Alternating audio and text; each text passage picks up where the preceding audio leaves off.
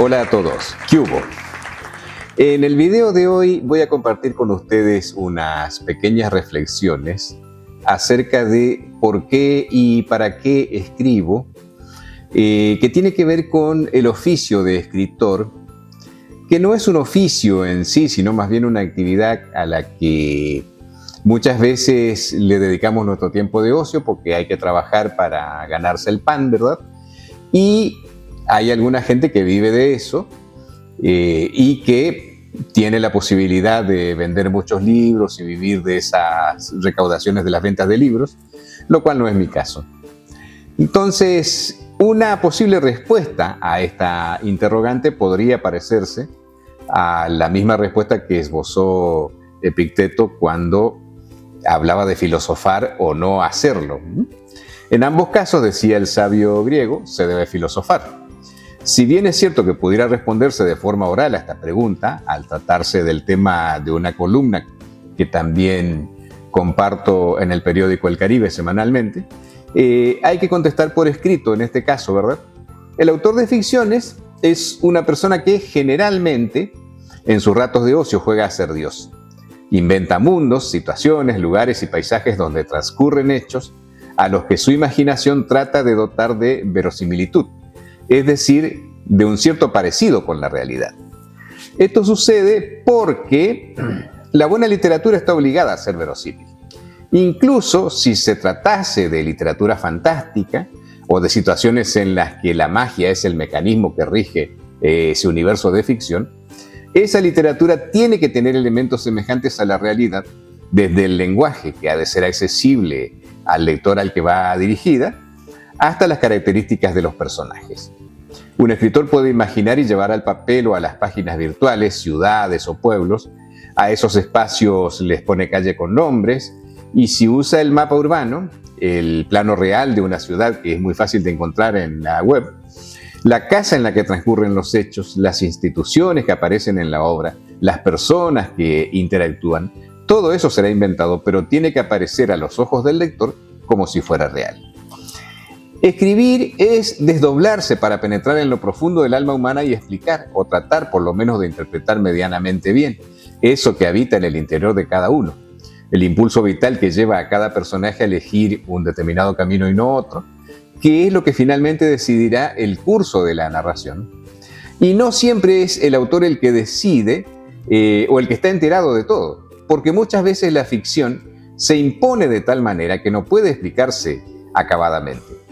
Cuando Federico García Lorca escribió su romance Sonámbulo, verde que te quiero verde, verde viento, verdes ramas, el barco sobre la mar y el caballo en la montaña, que es un entramado de imágenes oníricas, de esas que se aparecen en el sueño cuando uno está como a punto de despertarse. A él le preguntaron qué significaba eso y él lo que respondió fue que no siempre el autor tiene permitido conocer o explicar totalmente el significado de lo que escribe.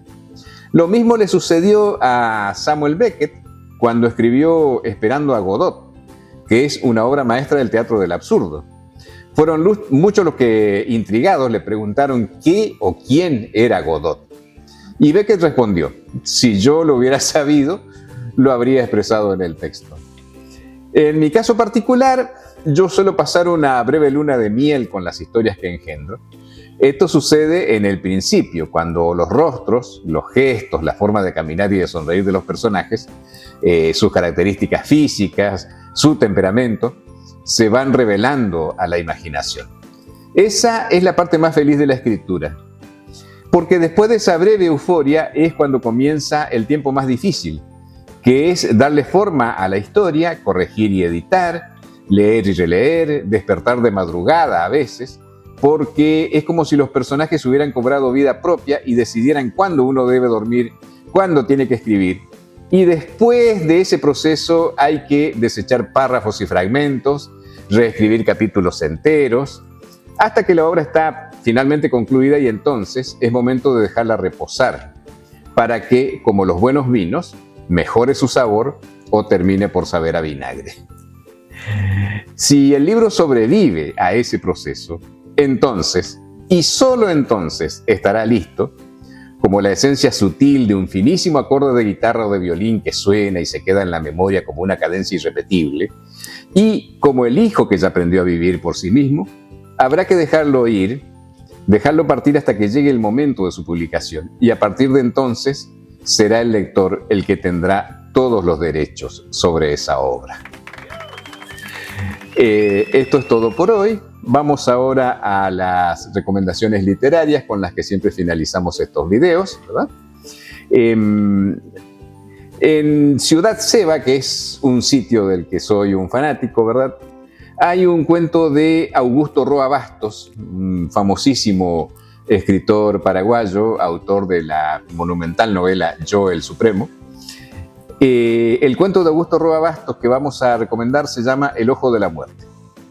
Y en un blog que se llama Blog de Cuentistas Latinoamericanos, algo así, hay un cuento de Daniel Moyano que se titula Una partida de tenis y que es una historia interesantísima que les va a encantar.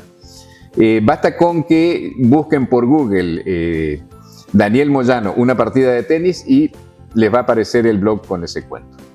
Como siempre, les pido encarecidamente que compartan este video, que se lo hagan llegar a sus amigos.